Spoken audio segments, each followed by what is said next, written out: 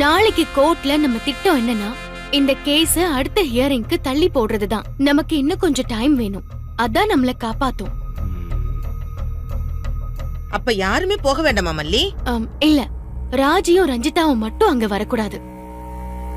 நான் தேவசேனா மேடம் கூட கோர்ட்டுக்கு போய் கேஸ தள்ளி போடுறதுக்கான வேலையெல்லாம் பாக்குறேன். ஓகே டன் மல்லி, அப்படியே செஞ்சிருவோம். தம்பி மனோகரே, உங்களுக்கு விஷயம் புரிஞ்சிருச்சுல? யா யா யா புரிஞ்சிருச்சு. என்ன நீங்க இன்னும் பழைய மனோகராவே நினைச்சிட்டீங்கன்னு நினைக்கிறேன்.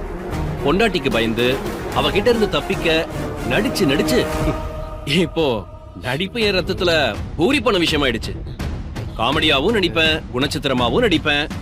அப்படியே கேரக்டருக்குள்ள போய் வெளியே வர்றதுக்கு 2 நாள் ஆகும்னா பாத்துக்கங்களேன். அப்பா அப்பா, நீ ரொம்ப பேசுறத பார்த்தா எனக்கு இருக்கிற நம்பிக்கை குறைஞ்சுக்கிட்டே போகுது. கொஞ்சம் அந்த பேச்சு குறைச்சுக்கப்பா. அந்த பேச்சு கம்மியா இருக்கிற பீஸுங்க கிட்டதான் விஷயமே இருக்கும். சரியா? சரியா சொன்னீங்க.